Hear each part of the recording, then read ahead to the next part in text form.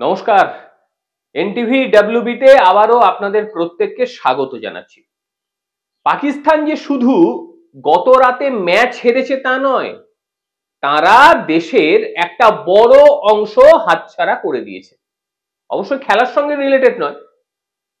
পাকিস্তানের বড় অংশের নাম হচ্ছে বালুচিস্তান। বালুচিস্তান নামটা আপনারা অনেকেই জানেন। আর সেই বালুচিস্তানে বর্তমানে এমন অবস্থা, প্রায় 5 থেকে 6টি জায়গা এমন হয়ে গিয়েছে যেখানে পাকিস্তানিরা আর প্রবেশই করতে পারে না। যে কোনো দিন ওই জায়গার মানুষজন স্বাধীনতা ঘোষণা করে দিতে পারে। আমার কথা নয়, পাকিস্তানের সিনিয়র পলিটিশিয়ান নাম হচ্ছে মৌলানা ফজলুর রহমান, তিনি পাকিস্তানের পার্লামেন্টের মধ্যে দাঁড়িয়ে এই বক্তব্য দিয়েছে। আর তার এই বক্তব্য শোনার পরে গোটা বিশ্ব জানতে পেরেছে পাকিস্তান ঠিক কোন অবস্থানে রয়েছে। और दिल पे हाथ रखकर मुझे कहना पड़ता है, इंतहाई दर्द दिल के साथ कहना पड़ता है कि इस वक्त बलूचिस्तान के 5 से 7 अजला इस पोजीशन में हैं कि अगर वो आजादी का ऐलान कर दें तो अगले दिन अक़वाम मुत्तहिदा में उनकी दरखास्त को कबूल कर लिया जाएगा और पाकिस्तान को तक़सीम तस्वुर किया जाएगा। कहां खड़े हैं हम लोग? मेरी गुफ्तगू को जज्बाती गुफ्तगू न समझा जाए, मैं जज्बाती बातें नहीं किया करता। নিজেদের দেশের প্রায় 44% অংশই তারা হারিয়ে ফেলেছে। কেন এই কথা বলছি? এই বালুচিস্তান নিয়ে হঠাৎ করে কেন কথা উঠে এলো? হঠাৎ করে নয়, পাকিস্তান এই বালুচিস্তানকে দীর্ঘদিন ধরে অবহেলা করে রেখেছে। দীর্ঘদিন ধরে পাকিস্তান বালুচদের উপরে তীব্র দমন পীড়ন চালায়। পাকিস্তান হওয়ার পর থেকেই এখানে দমন পীড়ন তারা চালিয়ে আছে।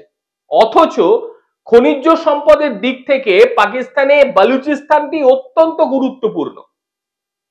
পাকিস্তান নামটি যখন হলো, তারা বলে স্বাধীনতা পেল, স্বাধীনতা পেয়েছে না অন্য দেশের একটা অংশ ওদের থাকতে দেয়া হয়েছে, সেটা তো বিতর্কের বিষয়। যাই হোক, পাকিস্তান নাম পাওয়ার পরই পাকিস্তানি সেনাবাহিনী এই বালুচদের উপরে আক্রমণ শানায়।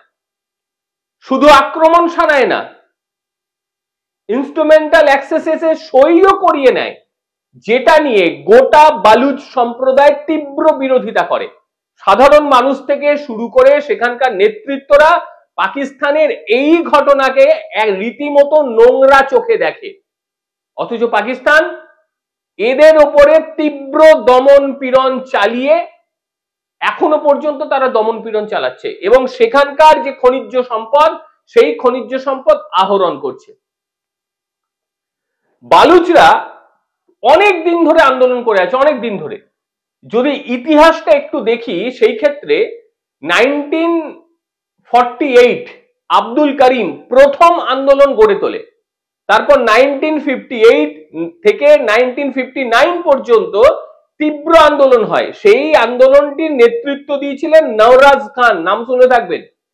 এবং সেই নওরাজ খানকে পরবর্তীতে পাকিস্তান ফাঁসি দেয় এবং আন্দোলনকে অত্যন্ত নৃশংসভাবে তারা দমন করে। তারপর আবারও 1963 থেকে 69 পর্যন্ত আন্দোলন শুরু হয়। সেই আন্দোলনের নেতৃত্ব দেন শের মোহাম্মদ মারি। পাকিস্তান সেনাবাহিনীর উপরে তীব্র আন্দোলন চালায়। 1970 থেকে 1977 সাল পর্যন্ত আবারও সেখানে আক্রমণ হয়। পাকিস্তান আর্মির বিরুদ্ধে তীব্র আন্দোলন গড়ে তোলে সেখানকার সাধারণ মানুষ। প্রায় 55,000 বালুচ নেমেছিল এই আন্দোলনকে সমর্থন করার জন্য এবং এই আন্দোলনকে স্তব্ধ করার জন্য পাকিস্তান সবকিছু করেছে। এয়ার স্ট্রাইক থেকে শুরু করে লক্ষ লক্ষ মানুষকে হত্যা করা, গুলি বর্ষণ, শিশু মহিলাদের পর্যন্ত বাদ দেয়নি। তারা প্রত্যেকে ক্ষতিগ্রস্ত হয়েছে এই পাকিস্তানিদের দ্বারা।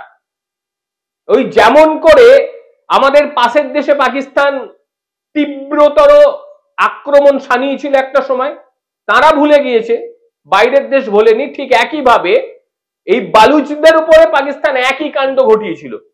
কিন্তু বালুচরা মানুষের অংশ আর কি, মানুষরা মানুষের অংশ, সেই জন্য তারা ভুলে যায়নি, তারা এখনো পর্যন্ত তাদের লড়াইকে বাঁচিয়ে রেখেছে। এবং ছোট বড় বিভিন্ন সময় বিভিন্ন আন্দোলন সেখানে হয়ে আসছে। এবং বর্তমানে যারা আন্দোলনের নেতৃত্ব দিচ্ছে তারা হচ্ছে বালুচিস্তান লিবারেশন আর্মি, যাকে বলছে BLA, বালুচিস্তান রিপাবলিকান আর্মি, তারপরে রয়েছে বালুচিস্তান লিবারেশন ফ্রন্টের মতন এই ছোট বড় বিভিন্ন গ্রুপ, তারা আন্দোলন সানিয়ে আসছে। আর পাকিস্তানের পক্ষ থেকে মানবাধিকার হত্যা করা হচ্ছে প্রতিদিন, প্রতি বছর অসংখ্য সাংবাদিককে মেরে ফেলা হয়, সেখানকার যে সমস্ত সাংবাদিক আছে তাদেরকে মেরে ফেলা হয়, এমনকি মহিলা শিশুদের নির্বিচারে হত্যা করা হয়।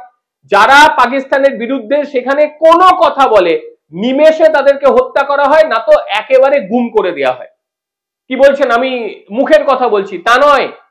2024 সালে শুধু মানবাধিকার কেস রেজিস্টার হয়েছে 7,000। Can you imagine? 2024 সাল মানে 12টা মাসে 7,000 মানবাধিকার কেস রেজিস্টার হয়েছে এই পাকিস্তানের এই অংশ থেকে। এরা আবার আমাদের কাশ্মীরের কথা বলে, কাশ্মীরকে নিয়ে খালি মুখে, কাগজে কলমে কিছু নেই, অথচ পাকিস্তানের এই অংশে গোটা বিশ্ব ধিক্কার জানাচ্ছে তাদের এই কর্মকাণ্ডের জন্য। মানে এরা এতটা নোংরা, এরা নিজের দেশকে সামলাতে পারে না, এরা আবার কাশ্মীরের কথা বলে। অথচ সেই কাশ্মীর যাকে নিয়ে তারা কথা বলছিল, সেই কাশ্মীরকে নিয়ে এখন আর কথা বলার মতন জায়গায় নেই, কারণ কাশ্মীরের পুরো পরিবর্তন হয়ে গিয়েছে। অনেকেই যান ঘুরতে, এবারে শুধুমাত্র যে তাদের উপর আক্রমণ চালায় তা নয়, বেলুচিস্তানের শিক্ষা সংস্কৃতি সবকিছু নষ্ট করে দিচ্ছে পাকিস্তান। এমনকি পাঠ্যপুস্তকও পরিবর্তন করে দেওয়া হচ্ছে, তাদের ভাষাও পরিবর্তন করে দেওয়া হচ্ছে, যাতে বালুচদের কোনো ইতিহাস না থাকে, পার্মানেন্টলি সেই ব্যবস্থা করা হচ্ছে। আর যারা ইতিহাস নিয়ে কথা বলে, বালুচদের সংস্কৃতি নিয়ে কথা বলে, সেই সমস্ত মানুষদের হত্যা করা হচ্ছে। অথচ এই বালুচিস্তান থেকেই পাকিস্তান খাওয়ার পাচ্ছে, মানে এত খনিজ সম্পদ পাকিস্তানের এই অংশে রয়েছে, বালুচিস্তানে রয়েছে, যে এই অংশ থেকে তারা নিচ্ছে, অথচ এই অংশের মানুষদের রীতিমতো নর্দমার কীট হিসেবে তারা দেখছে।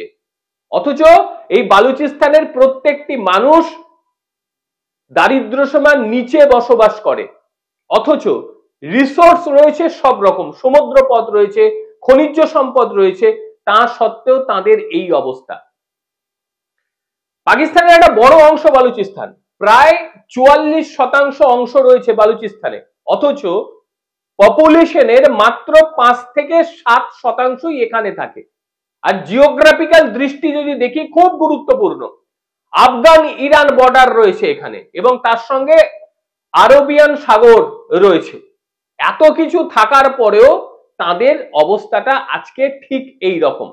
আর এখানকার খনিজ সম্পদের মধ্যে ন্যাচারাল গ্যাস পাওয়া যায়, কয়লা পাওয়া যায়, কপার পাওয়া যায়, সোনা পাওয়া যায়, লোহা পাওয়া যায়, এছাড়াও আরো বেশ কিছু মূল্যবান সামগ্রী রয়েছে এই বালুচিস্তানের মাটির ভেতর। পাকিস্তান এগুলোকে শুধু নিজেদের স্বার্থে ব্যবহার করে, আর সেখানকার মানুষদের উপরে অত্যাচার দমন পীড়ন চালিয়ে যায়।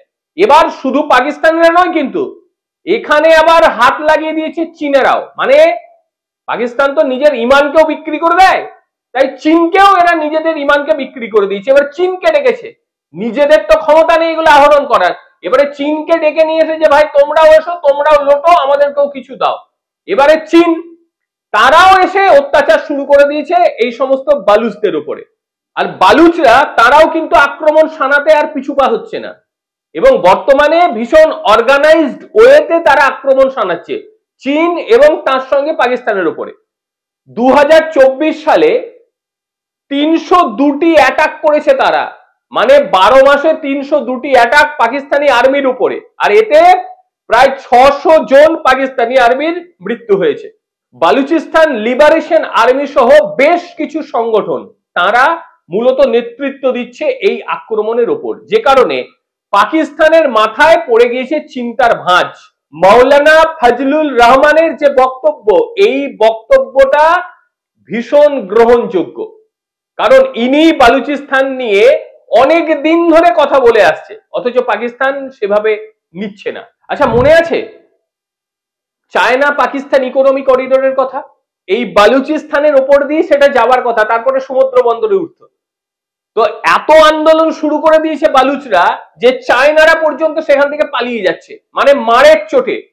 পাকিস্তানিদের তো পেটাচ্ছে, তার সঙ্গে চায়নাদেরও মানে উদম মার, সেই মারের চোটে চায়নারাও সেখান থেকে পালিয়ে গিয়েছে। এইবার চায়না এবং পাকিস্তানের যে স্বপ্নের project China Pakistan economic corridor প্রায় শেষ পর্যায়ে।